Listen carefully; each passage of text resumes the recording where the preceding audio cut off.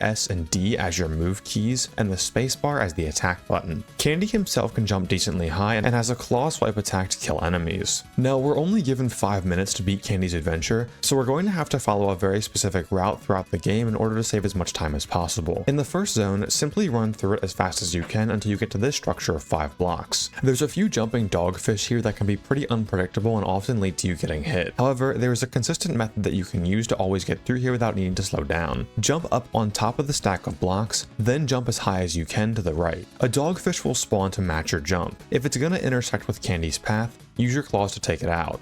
If not, you should jump right over it. Do the same with the next 2 dogfish and you'll be ready to enter Zone 2. Before entering Zone 2, grab the white wings power-up in the wall. We're going to grab 4 of these power-ups in total, and they are absolutely essential in order to complete the game quickly. The white wings will increase your jump height, the red claws will increase your damage, and the blue claws will increase the range of your attacks. The time it takes to get to the final boss fight is roughly 3 minutes on average. But without any claw upgrades, the final boss can take an additional 3 minutes to defeat, which we don't have time for. So going for claw upgrades is definitely worth it. As you're making your way through Zone 2, take out these 2 dogs on these platforms. Then drop down to grab the first red claw upgrade. You'll now be able to one-shot any normal dog enemies. As you're making your way through the rest of Zone 2, take your time and don't make any super risky jumps to save time. We may only have 5 minutes to complete the game, but I assure you that is more than enough time. At the end of Zone 2, you'll encounter the first mini-boss dog. There are 3 of these total throughout the game, and their main mechanic is to track your jumps so you can't pass. If you jump, they'll jump. However, the check for them to jump isn't actually Candy leaving the ground, it's just your jump button being pressed. So you can actually jump, then keep holding the jump button down to make the dog keep jumping. Then you can safely pass under. Now, this section is what we grabbed the wings power up for earlier in the game, as we wouldn't be able to reach it without it.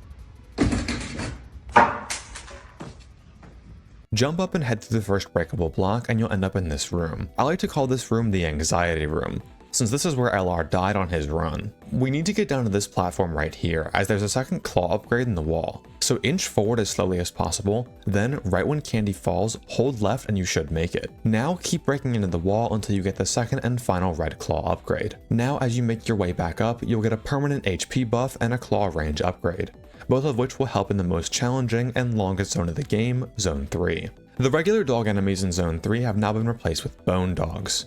Wait a second.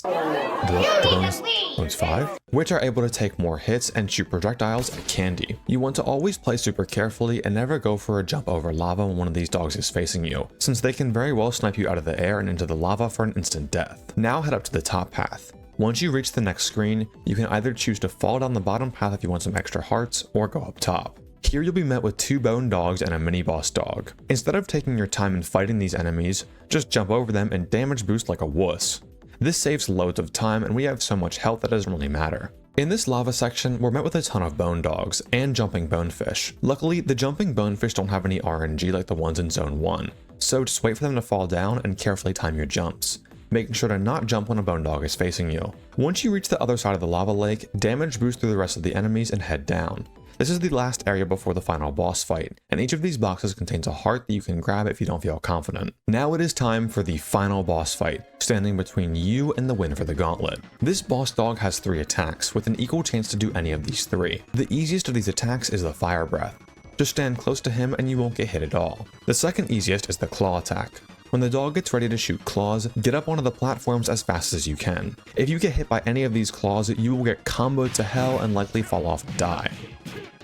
The hardest attack in my opinion is the I-beam attack, which will continuously track you as you move around the arena. My advice here would be to move as slowly as possible so you can time out the I-beams. Between each of these attacks, you can get 2 volleys of 3 claw swipes in, which with our fully upgraded claws absolutely shreds the boss dog's health. If you can contain your nerves through this final boss fight, you will have finally completed the gauntlet. So now that we've gone over literally everything, I present to you Blood 720, Ringing Nightmare, Rat and Cat Theater, Rat and Cat All Challenges, Puppet Master All Challenges, and Candy's Adventure all in a row without dying in the gauntlet.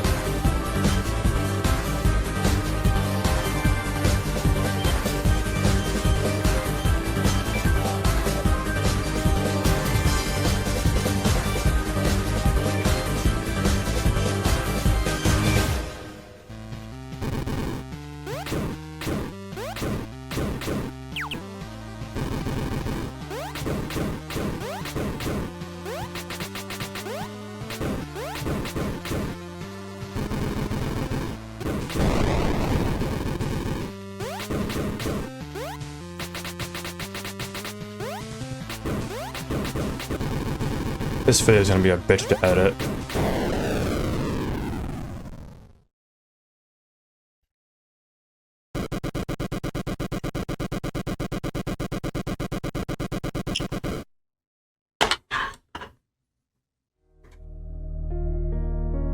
Oh, I can't lie, that goes hard as that is so cool. Oh my goodness. Dude, that's so cool. I can't play this music because it's copyrighted, but just know this is so cool. Okay. I was genuinely so scared for this because it's been like almost 2 weeks since the last upload. I think like it's actually, yeah, it just passed 2 weeks, 2 hours ago. This wasn't hard. It was just, this was hard because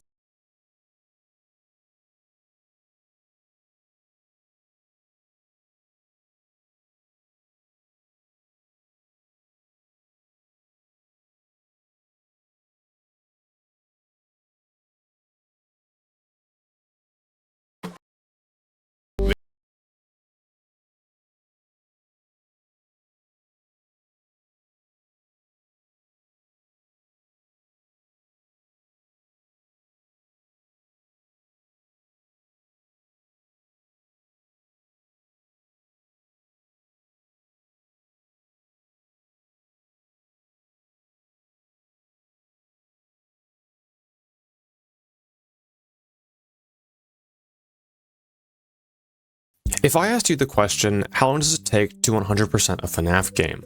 What would you say? Well, let's see.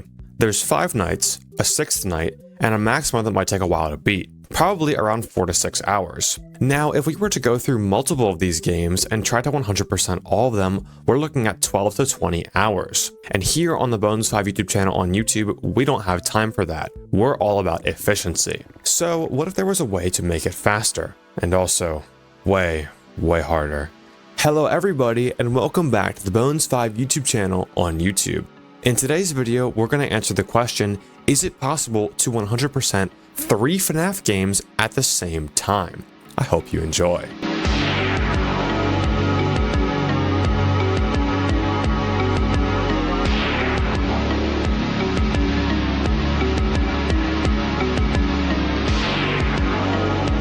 Let's lay out some rules for this challenge. I'm going to choose 3 out of the first 6 FNAF games and play all of the nights within those games at the exact same time.